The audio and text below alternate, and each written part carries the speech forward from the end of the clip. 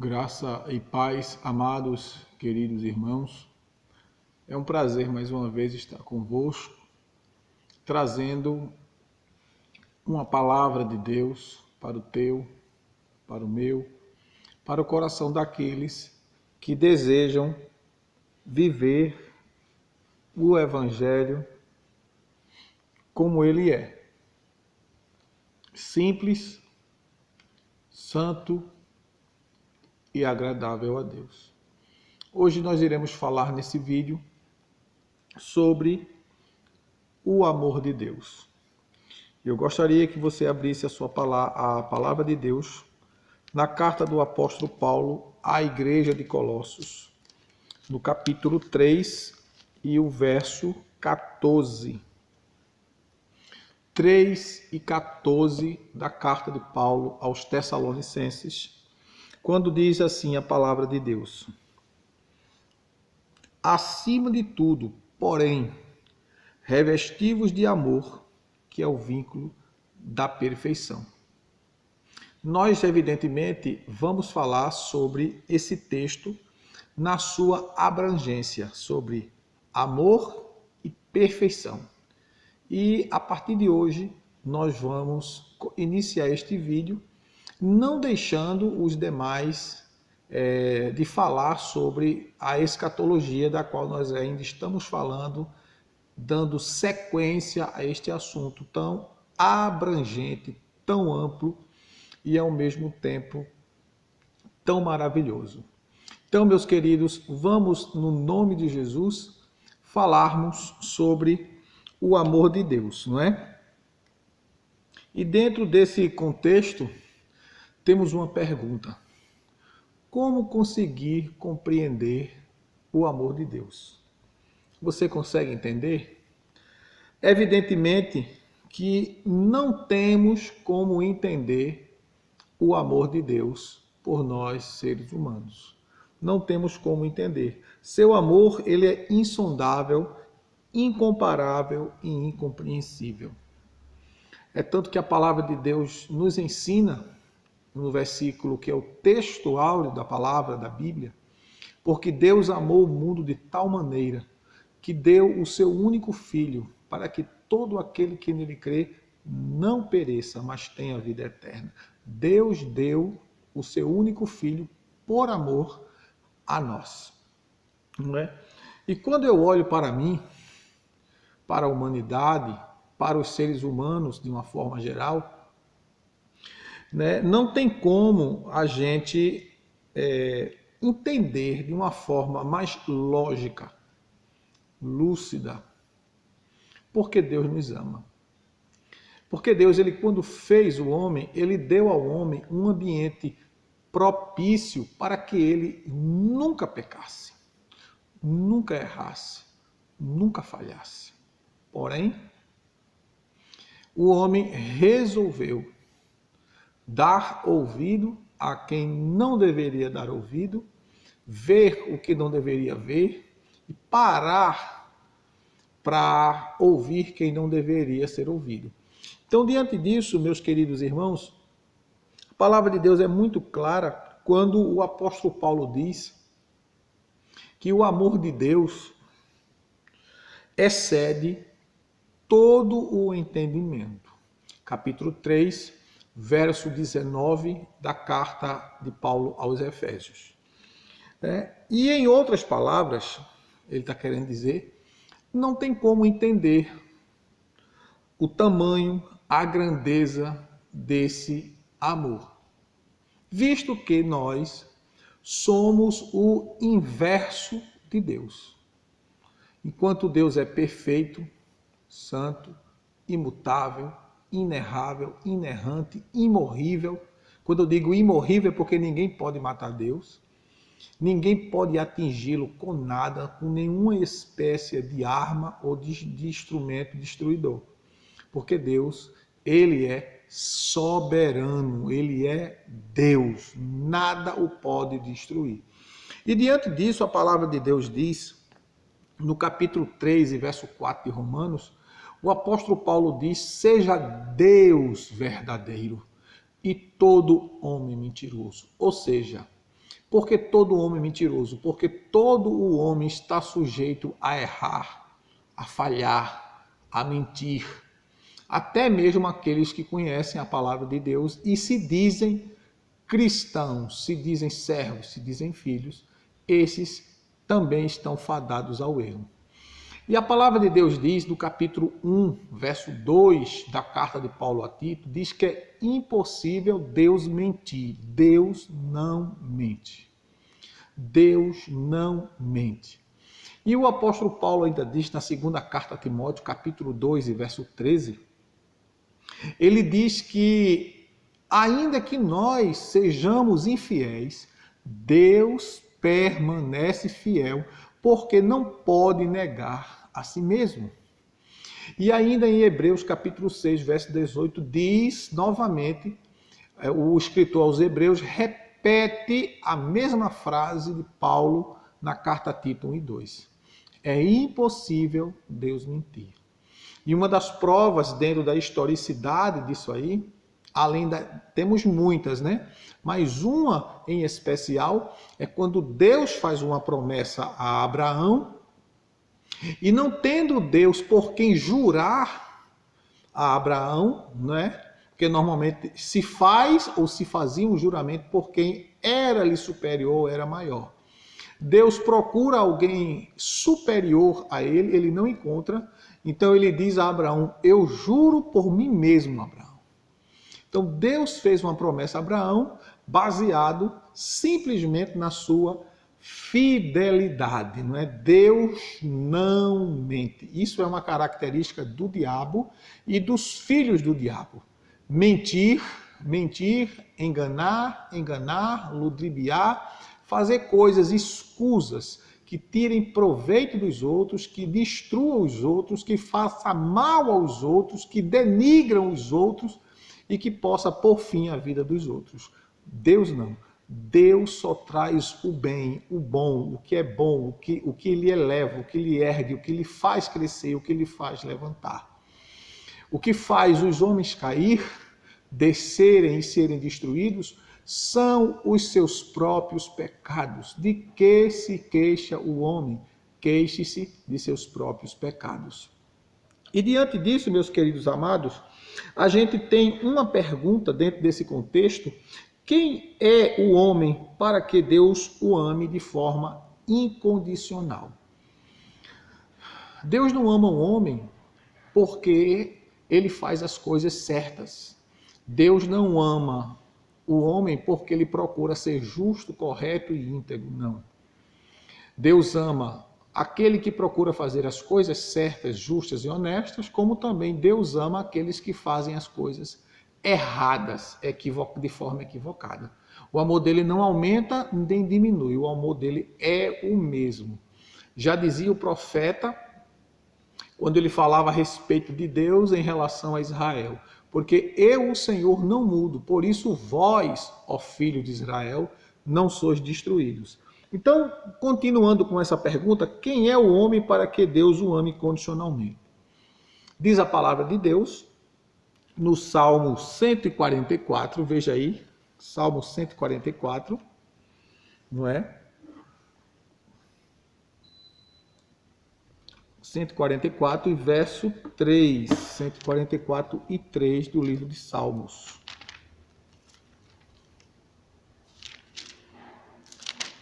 Diz a palavra de Deus: Ó Senhor, quem é o homem para que o conheças? E o filho do homem para que o estimes? Isso é o salmista Davi perguntando a Deus. O patriarca Jó faz uma pergunta semelhante lá no capítulo 7 do livro de Jó, e o versículo 17 e 18. Por favor, vamos lá para Jó 7, 17 e 18. Diz o texto sagrado: Quem é o homem para que tanto, olha o texto, para que tanto o consideres e ponhas nele a tua atenção, e a cada manhã o visites e a cada momento o proves. A expressão de Jó ainda é mais ampla do que a do salmista, porque ele diz: quem é o homem para que tanto o consideres, o estimes, o ame? Quem é o homem? O salmista Davi, no Salmo 103, verso 14, diz, falando de si próprio, não é? Quando ele diz que, pedindo a Deus em sua oração, ele diz: pois conhece a nossa estrutura e sabe que nós somos pó. Nós somos pó. Deus nos considera, Deus nos estima, Deus nos ama de uma forma tal, mesmo nós sendo apenas pó. E o amor dele, como eu falei, ele não me ama mais porque eu faço as coisas certas, porque eu ando certo, porque eu ando de uma forma digna. Ele não me ama mais do que aquele que vive na cachaça, na mentira, no engano, na droga, na prostituição, na homossexualidade, no lesbianismo, não é? E em tantas outras coisas, em tantas outras sortes de pecados que denigrem a moral, a ética e abatem a vida espiritual do homem. Deus não ama ele menos, Deus nos ama iguais. A diferença daqueles que servem a Deus para aqueles que não servem, porque aqueles que servem a Deus estão debaixo de graça, da graça de Deus. A graça de Deus nos faz aceitáveis, porque a graça de Deus se manifestou, trazendo salvação a todos os homens. Tito, capítulo 2, verso 11. Paulo, ainda escrevendo aos Efésios, capítulo 2, verso 8, ele diz: porque pela graça sois salvos. Graça significa favor.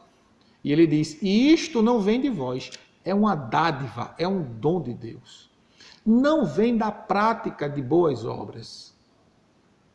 Porque por mais que nós sejamos corretos na nossa maneira de viver, por mais que nós sejamos justos, verdadeiros, honestos, decentes, por mais que nós sejamos maridos fiéis, pais, excelentes pais, bons vizinhos, bons cidadãos, bons funcionários, a Escritura diz que nós não fizemos nada mais do que a nossa obrigação.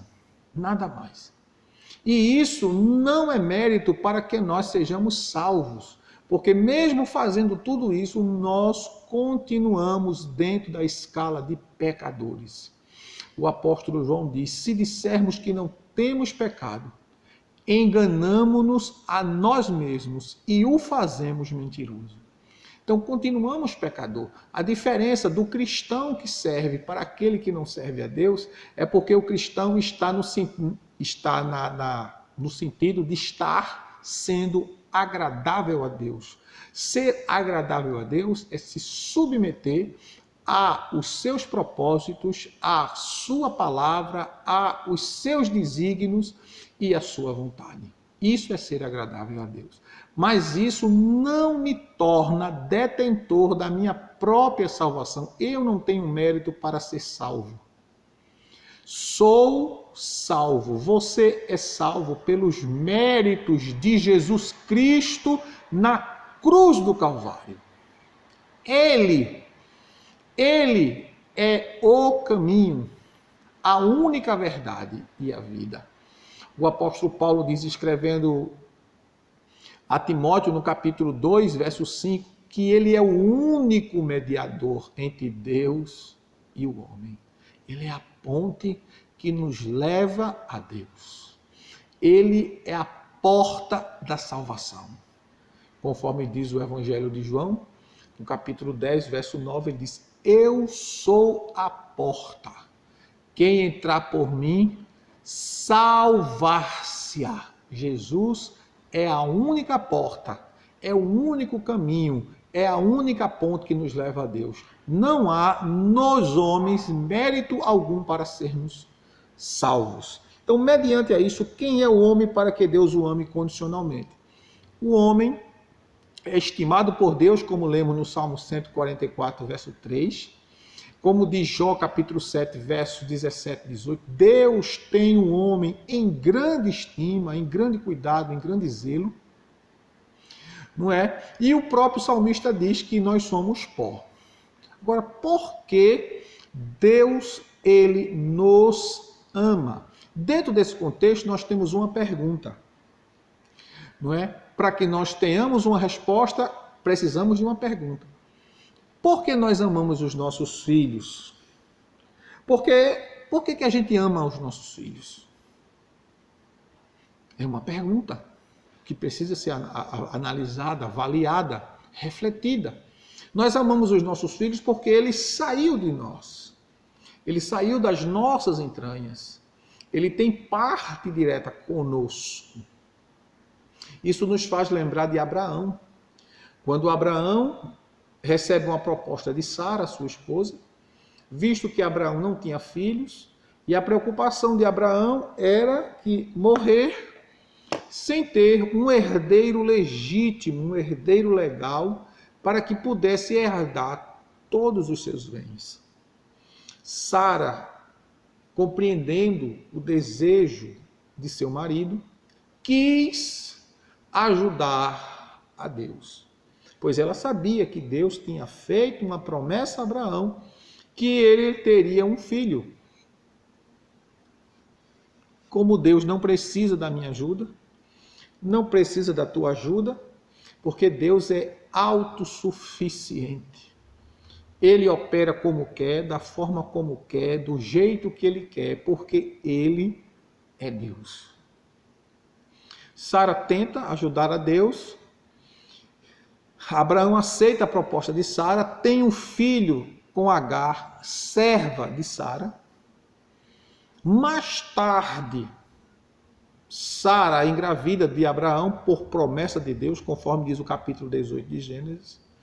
Isaac nasce, e quando Isaac nasce, Deus manda Abraão acatar agora o conselho de sua esposa, que pede para que Abraão despeça o seu filho Ismael. Porque o filho da sua herança, o filho que ia herdar todos os seus bens, e a promessa de expandir o nome de Deus e estabelecer uma nação para Deus, era Isaac. O filho legítimo, o filho do casamento legítimo, o filho da união legítima, o filho do amor, o filho da comunhão, né? Conforme diz 5:29 de Efésios, que ninguém pode ou deve aborrecer a sua própria carne. Então, Isaac era o filho legítimo da união conjugal de sua esposa legítima, Sara. E diante disso, Ismael é despedido, Abraão continua criando Isaac, e aí vem a questão da pergunta que eu fiz: por que amamos os nossos filhos? A promessa de Deus para Abraão era: aquele que sair das tuas entranhas, que sair diretamente de você, dentro de uma legitimidade conjugal. Ismael era filho de Abraão, verdade, mas não era filho da esposa legítima de Abraão. Não era filho de um verdadeiro amor. Não era filho de um verdadeiro laço matrimonial, de um enlace, de uma aliança verdadeira. Era filho de um arranjo, de um acordo terreno, de um conselho mal dado, de um entendimento mal interpretado. Ismael era isso, mas Isaac não. Isaac era uma promessa de Deus. E a promessa de Deus para Abraão foi: aquele que sair das tuas entranhas, de dentro de ti. Então, quando a gente pergunta por que amamos os nossos filhos, nós estaremos respondendo porque Deus nos ama. Visto, amados, que nós saímos de Deus. Nós saímos das entranhas de Deus. E a Bíblia diz que Deus é Espírito. Como é que nós saímos das entranhas de Deus se Deus é Espírito? Eu costumo dizer que o homem é um espírito que possui uma alma e habita em um corpo. Por que um espírito? Porque quando Deus fez o homem, lá no capítulo 2, verso 7 de Gênesis, a Bíblia diz que Deus soprou, depois de haver feito o homem do pó da terra, Deus soprou no homem o fôlego da vida. E esta palavra, fôlego da vida, presente no texto de Gênesis 2:7, é um substantivo hebraico que é neshama. Neshama, que significa respiração, espírito, impulso, estímulo da vida. Isso é o substantivo. Mas ainda existe outra palavra hebraica para fôlego da vida. Gênesis 2:7, como eu disse, e o Senhor soprou sobre ele o fôlego da vida. O termo, não é ruach. Essa palavra ocorre 389 vezes no Velho Testamento. E ruach significa sopro de vida. Ou seja, Deus soprou no homem que criou o sopro da vida. Ou seja, Deus deu ao homem o que está nele, vida. Espírito de vida. 4:24 de João, como eu citei, diz que Deus é espírito. E importa que aqueles que o adorem em espírito e em verdade. Então, se Deus é espírito, e Ele nos deu da sua essência, quando nos criou, dando-nos o seu sopro, dando-nos do seu espírito, parte que há nele veio para nós. Da mesma forma, quando nós geramos uma criança, parte nossa vai para esta criança. Visto que dentro da biologia, na fecundação de um feto, são 23 cromossomos do pai e 23 cromossomos da mãe, formando 46 cromossomos na formação de um feto de uma nova vida. Então, a criança, no sentido biológico, ele recebe parte do pai e parte da mãe. Como Deus é um ser espiritual, e quando a Bíblia diz que Deus fez o homem do pó da terra, não é? Ele nos dá a entender que ele deu de si próprio para que o homem tivesse o direito à vida. Gênesis capítulo 1, verso 26 a 28, diz que Deus nos fez a sua imagem conforme a sua semelhança. Qual é a imagem e semelhança de Deus? Visto que Deus é espírito. Então é isso, meus queridos, que eu gostaria que vocês analisassem e pensassem bem. Deus é espírito, não é? E por isso que ele nos ama, porque nós saímos dele. Ele nos deu da sua essência, ele nos deu o sopro da vida, ele nos deu a vida, ele soprou em nós a vida. E diante desse contexto, a palavra de Deus diz lá no livro de Jó, vamos lá, vamos voltar para o livro de Jó, capítulo 32 do livro de Jó, e o versículo 8. O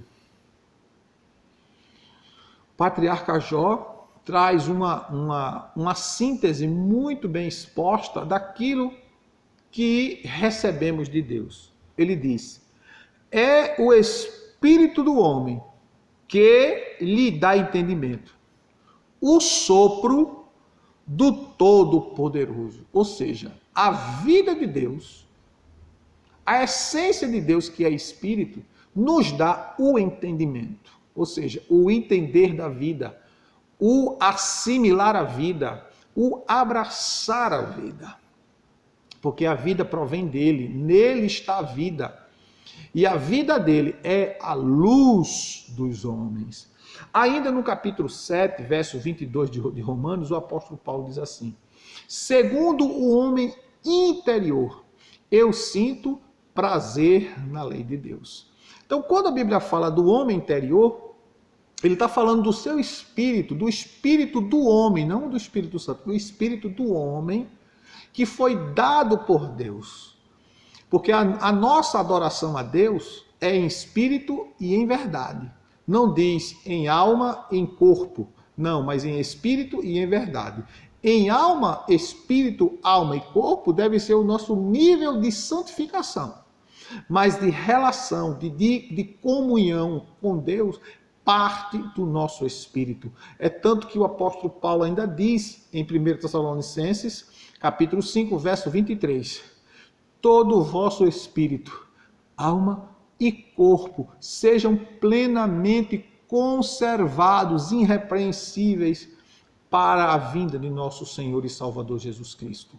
Veja que ele começa do espírito para o corpo. João diz que os adoradores adoram a Deus em espírito e em verdade. Paulo diz que segundo o homem interior, segundo o homem espiritual, o espírito dele restaurado, ele sente prazer na lei de Deus. Romanos 8,16 diz que o Espírito Santo testifica com o meu espírito que eu sou filho de Deus. Então nós, seres humanos, todos nós, homens, quando a Bíblia diz porque Deus amou o mundo de tal maneira, ele está englobando homens e mulheres. Ele não está dizendo homem, sexo masculino, mulher, sexo feminino. Porque Deus amou o mundo de tal maneira. Todos os seres humanos, independente do seu gênero, né? Se é masculino ou feminino. Deus ama o homem independente de sua classificação biológica. O que importa é isso. Então, dentro desse contexto que nós fomos feitos do pó, somos inferiores aos anjos, conforme diz o Salmo 8, somos inferiores a Deus, mas somos a criatura, o único ser criado que temos de Deus a sua essência, visto que saímos das entranhas de Deus. A palavra de Deus diz, ide por todo mundo e pregai o evangelho a toda criatura. Não é a filho, é a criatura. Todos os homens que ainda não receberam a Cristo, não se arrependeram dos seus pecados, não confessaram os seus pecados e abandonaram a sua vã maneira de viver, continuam sendo criatura de Deus, não filho. Filho tornar-se-á quando o homem reconhecer que é pecador, se arrepender, confessar, deixar o pecado e passar a seguir a Cristo pela sua palavra. Conforme diz Provérbios 28:13, aquele que confessa e deixa alcança a misericórdia de Deus, mas aquele que encobre as suas transgressões nunca prosperará. O apóstolo Paulo diz no capítulo 2, verso 1 a 4 da carta aos Efésios, que nós que estávamos debaixo do pecado, fomos vivificados por ele. E como nós fomos vivificados por ele, nós saímos debaixo da ira de Deus, porque nós éramos criatura e agora nós nos tornamos filhos de Deus. Então, diante desse fato, meus queridos, eu quero fazer mais uma ilustração para você entender aqui. Quando o apóstolo Paulo, escrevendo aos Efésios, no capítulo 5, verso 25 a 33, quando o apóstolo Paulo diz, vós, maridos, amai a vossas mulheres, assim como Cristo amou a igreja, e se entregou por ela, purificando-a, para apresentar pura, santa, imaculada, sem mancha, sem ruga, e etc, não é? Anote o texto para que você possa conferir isso que eu estou dizendo. Então, quando o apóstolo Paulo diz que ele faz essa comparação, que o marido devia amar a esposa, assim como Cristo amou a igreja e se entregou por ela para apresentá-la a si mesmo, pura, santa, sem mancha e sem mácula. Observe nesse texto que o objetivo de Paulo fazer essa analogia, ele diz lá no versículo 30, que grande é este mistério, diz ele, entre Cristo e a igreja. E ele diz, assim como Cristo amou, o homem deve amar a sua esposa como Cristo amou a igreja. E diante disso, ele fala aí de vida, de doação de vida, de dar vida, de manifestar vida. Jesus, ele deu a vida para instituir a igreja. O marido dá a vida pela esposa no sentido de zelo, de cuido, de se sacrificar por ela, para o bem-estar dela. Porque na medida que ele faz isto por ela, ele trata de si mesmo, ele cuida dela para ele mesmo, ele trata dela para ele mesmo, ele ama ela para ele mesmo. Então tudo que vai voltando para ele. Então nesse sentido, o espírito, o nosso espírito, ele que tem contato, que tem comunhão com Deus, pelo Espírito Santo, ele cumpre esse papel de cuidado, de zelo do marido com a esposa e da comparação de Paulo, de Cristo com a igreja. É o cuido, é o zelo, é o amor, é a troca, não é? E isso tudo parte da ação do Espírito na vida do homem pelo Espírito Santo. Ninguém glorifica a Deus, diz Paulo, escrevendo na primeira carta aos Coríntios, no capítulo 12, verso 3, ninguém glorifica a Deus, senão pelo Espírito de Deus. Porque é o Espírito Santo que santifica, que purifica com seu fogo purificador. É o Espírito Santo que adorna a igreja, não é? Trazendo à igreja a beleza da essência de Deus que já está no homem, pela parte que lhe foi dada. O Espírito, Deus deu o Espírito ao homem. 12:7 do livro de Eclesiastes. O corpo volte ao pó de onde veio, e o Espírito volte a Deus que o deu. Então foi Deus que deu o Espírito, parte dele. E os textos que nós citamos já mostram muito claramente como isso se manifestou. Tudo que envolve a manifestação do amor de Deus por nós mostra-nos que Deus está resgatando aquilo que já está em nós, a sua essência espiritual. Repetindo, Deus é espírito e nós somos um ser espiritual. Somos um espírito que possuímos uma alma e habitamos em um corpo. Amém? Que Deus possa nos abençoar no nome de Jesus e até o próximo vídeo, querendo Deus, permitindo Deus, estaremos dando sequência a este assunto tão importante para as nossas vidas. Que Deus em Cristo Jesus vos abençoe hoje e sempre. Lembrando a vocês que se você está parado, está sem quartel, está desanimado espiritualmente, venha congregar aqui conosco na Igreja Batista Missionária Aliança, na rua São Joaquim do Monte, número 66, Água Fria, Recife, Pernambuco.